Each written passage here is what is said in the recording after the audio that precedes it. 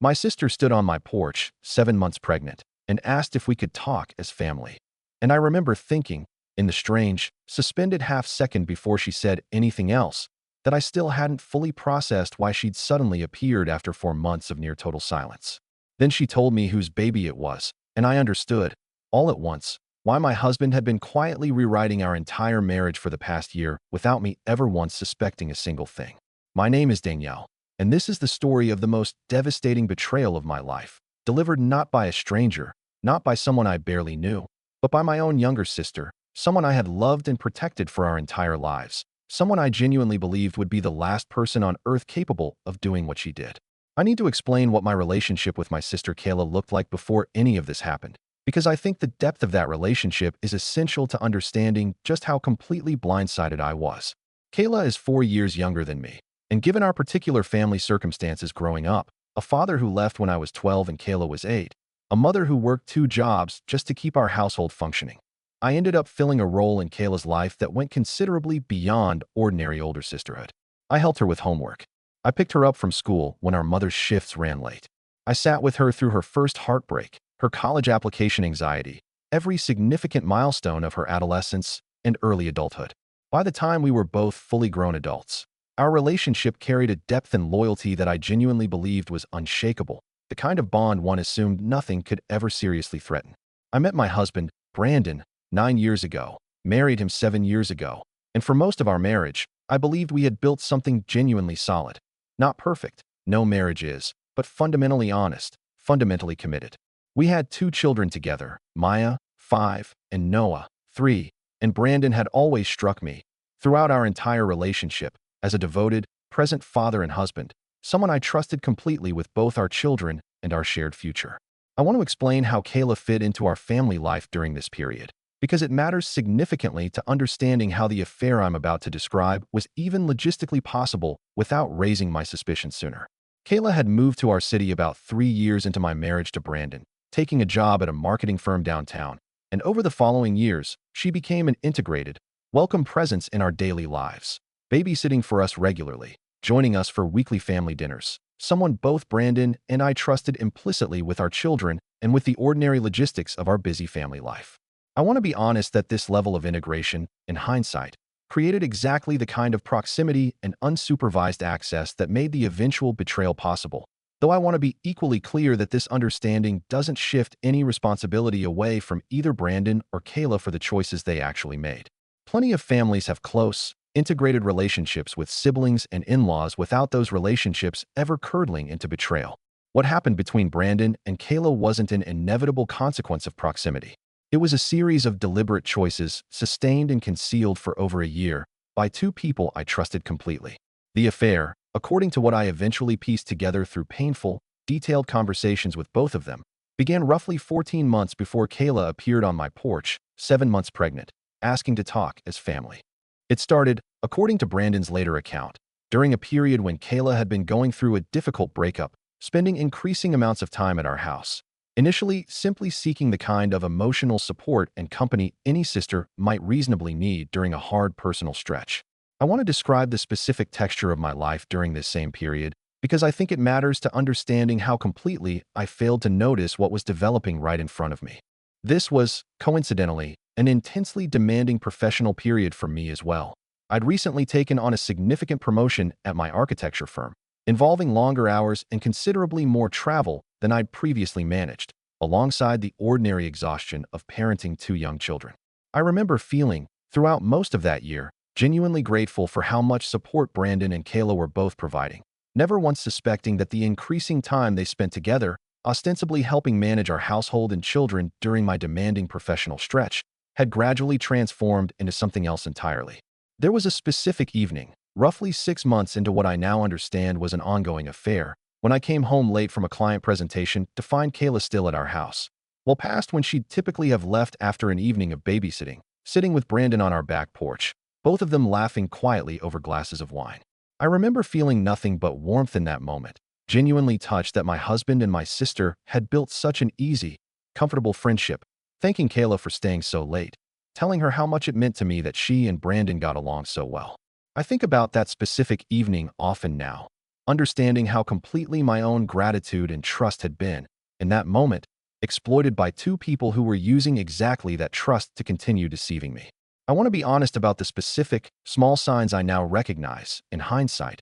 as warnings I simply didn't have the framework to properly interpret at the time. There was a stretch, around 8 months into the affair according to the eventual timeline, when Kayla suddenly, without much explanation, stopped joining us for as many family dinners, offering vague excuses about being busy with work or new social commitments. I remember feeling mildly hurt by this shift, wondering if I'd somehow done something to create distance between us, never once suspecting that the actual explanation involved her attempting, unsuccessfully as it turned out, to create enough physical distance from Brandon to end something she apparently already understood, even then, had become deeply wrong. There was also, I later learned, a specific incident about 10 months into the affair when Brandon and Kayla nearly got caught by a mutual friend who happened to see them together at a restaurant during a time both had told me they'd be elsewhere. According to what Brandon eventually admitted, this near discovery had prompted a serious conversation between them about ending things, a conversation that, according to his account,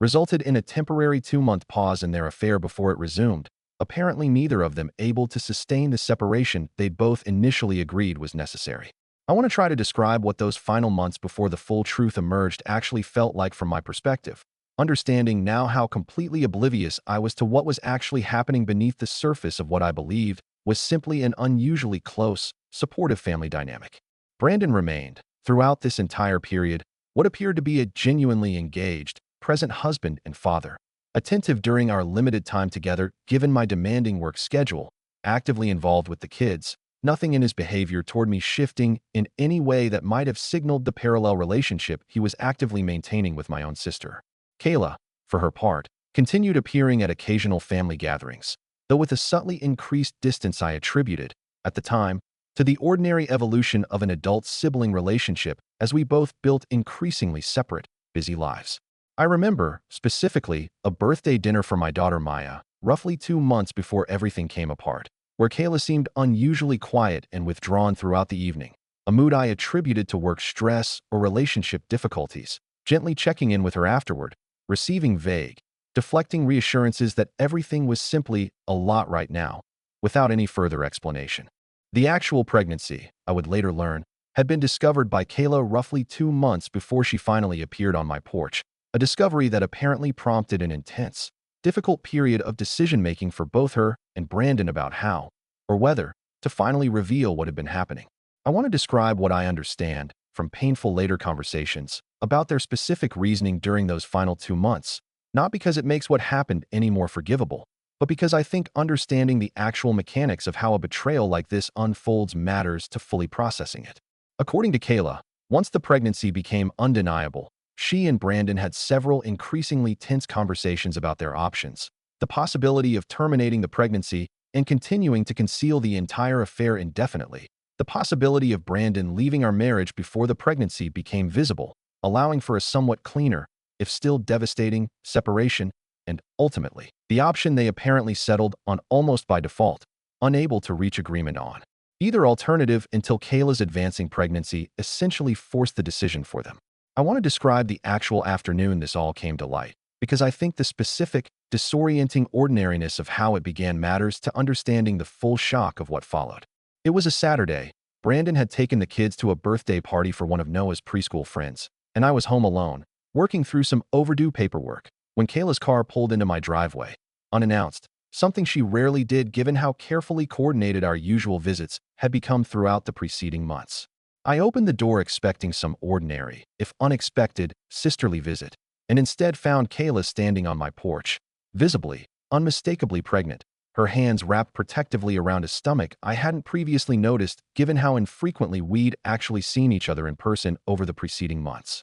"Can we talk?" she asked, her voice carrying a fragility I'd genuinely never heard from her before, even during the hardest periods of our shared, difficult childhood. "As family, I need to tell you something, and I need you to please just let me get through it before you react." I remember the specific, sinking dread that settled into my chest during that opening request, some instinctive part of me already sensing, before she said another word, that whatever was coming would fundamentally alter my understanding of my own life. I want to describe the actual conversation that followed as precisely as I can remember it, though I'll acknowledge that certain details have blurred somewhat with time, the way memories of genuinely traumatic moments sometimes do, even as other specific fragments remain painfully, permanently vivid. Kayla sat across from me at my own kitchen table, the same table where she'd shared countless family dinners with Brandon and me over the preceding years, and told me, in halting, tearful fragments, that she was pregnant, that the baby was Brandon's, and that they had been having an affair for just over a year. I want to try to describe what it felt like, hearing those specific words in that specific order, understanding that my own sister, the person I'd raised alongside our overworked mother, the person I protected and supported through every significant hardship of her entire life, had spent an entire year secretly sleeping with my husband, in my own home, around my own children, while I remained completely, devastatingly unaware. How long? I finally managed to ask, my voice sounding strange and distant even to my own ears. Has this actually been happening?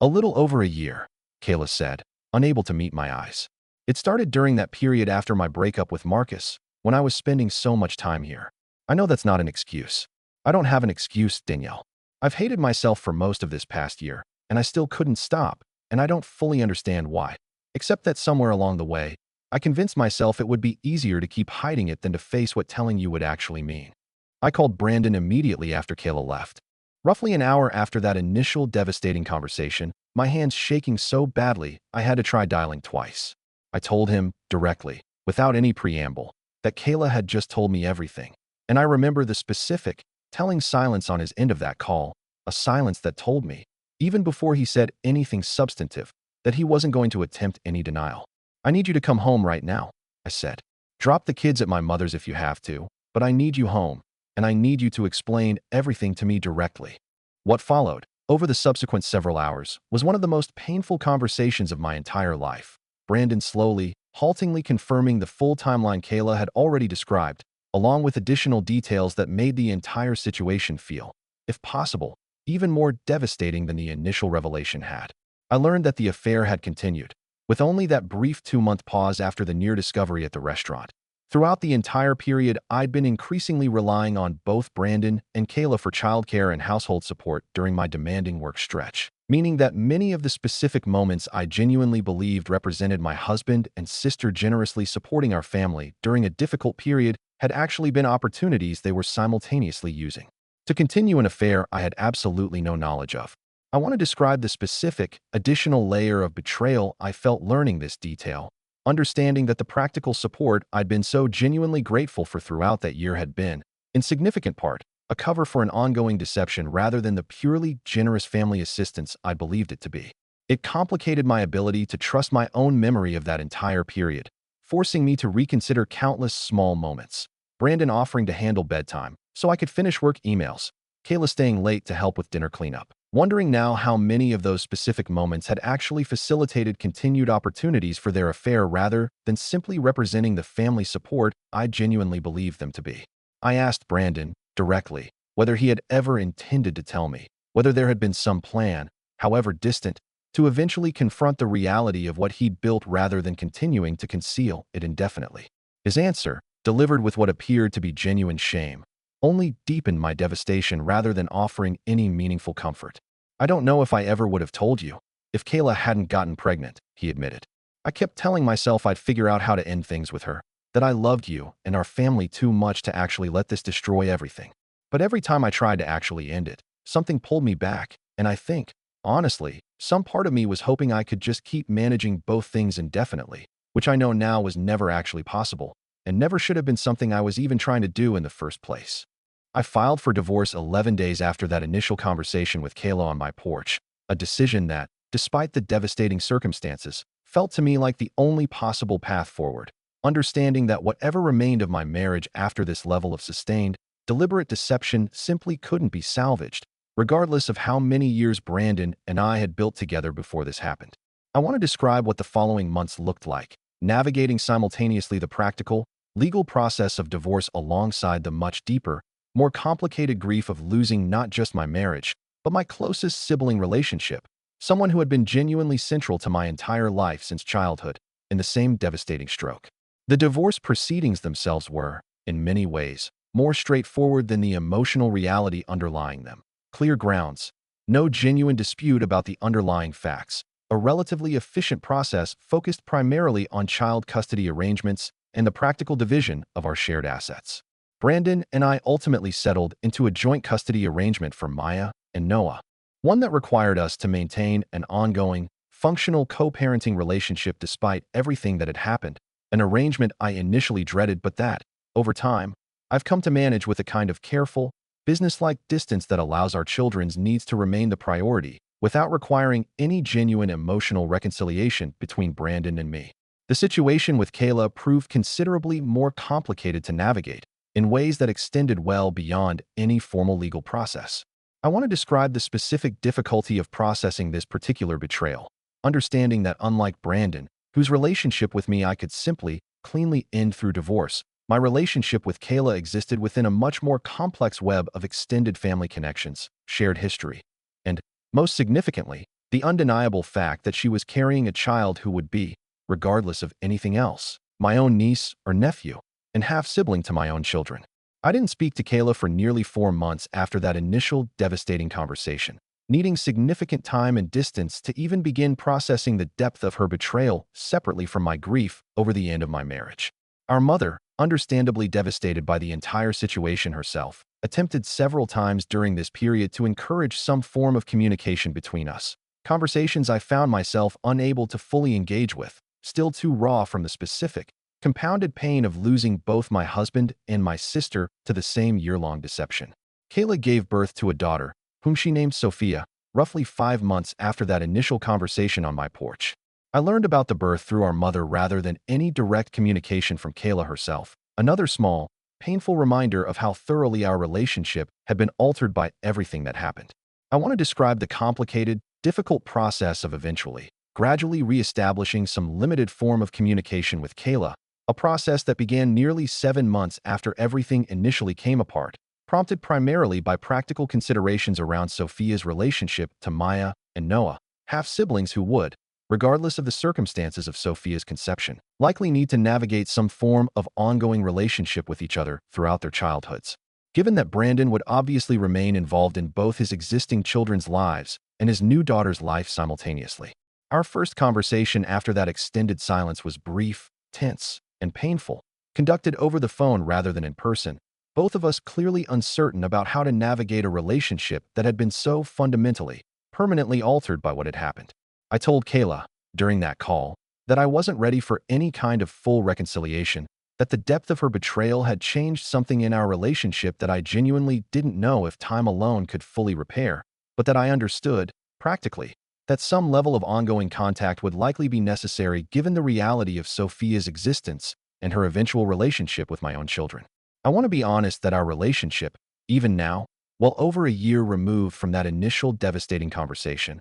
remains considerably more distant and complicated than what we shared before everything happened. We speak occasionally, primarily around practical logistics related to the children's shared family gatherings, but the easy, deep closeness we'd shared for most of our lives simply doesn't exist in the same way anymore, replaced by something far more careful, far more guarded, the kind of relationship that requires conscious, ongoing effort rather than the effortless intimacy we once had. I've thought often, in the time since all of this happened, about the specific nature of betrayal by someone this close, understanding now something I don't think I fully appreciated before, that the people capable of the deepest, most sustained deceptions are often precisely the people positioned closest to us. The ones whose access and trust make sustained concealment logistically possible in ways that would be far more difficult for someone less intimately woven into our daily lives. I've also had to process a considerable amount of complicated grief regarding my own role in raising Kayla throughout our childhood, a process my therapist has helped me understand isn't about assigning myself blame for her adult choices, but about genuinely grieving the specific, particular relationship I believed we had, built on the foundation of everything I'd given to protect and support her throughout our shared, difficult upbringing, only to learn that this foundation apparently wasn't strong enough to prevent her from choosing, deliberately and repeatedly across an entire year, to betray me in one of the most personal, devastating ways imaginable. Maya and Noah know a simplified, age-appropriate version of what happened between their parents, understanding, at their current ages, primarily that mommy and daddy live in different houses now, and that they have a new baby half-sister named Sophia, without the specific, complicated details about the affair itself that feel appropriate to eventually share only when they're considerably older and better equipped to process this kind of complex family history. It's been just over 18 months since Kayla first appeared on my porch, 7 months pregnant, asking to talk as family. I've rebuilt a stable, if considerably different, life since then, a new apartment closer to Maya and Noah's school, a functional if emotionally distant co-parenting relationship with Brandon, and a slowly, carefully rebuilding relationship with Kayla that I genuinely don't know will ever return to what it once was, and that I've made peace, mostly, with potentially never fully recovering. I think, often, about the specific cruelty of learning about this particular betrayal through my sister's own pregnancy, understanding that if she and Brandon had somehow managed to end their affair without a pregnancy forcing the issue, I might have remained completely unaware of what had happened for considerably longer, potentially indefinitely, continuing to build a life and a family around a marriage that had already been fundamentally compromised for over a year without my knowledge. If you've ever discovered that the person who betrayed your marriage was someone as close as a sibling, someone whose relationship with you extended far beyond the marriage itself into your entire family history and identity, I want to hear how you navigated processing both losses simultaneously. I used to believe that certain relationships, particularly the bond between sisters who had genuinely raised each other through a difficult shared childhood, existed in some protected category, immune to this kind of devastating betrayal in ways that other relationships simply weren't. I've learned, in the most painful way possible, that no relationship, however deep or however earned through years of genuine loyalty and sacrifice, is actually immune to betrayal when someone decides, for whatever complicated reasons of their own, that what they want matters more than what they'd be destroying to get it.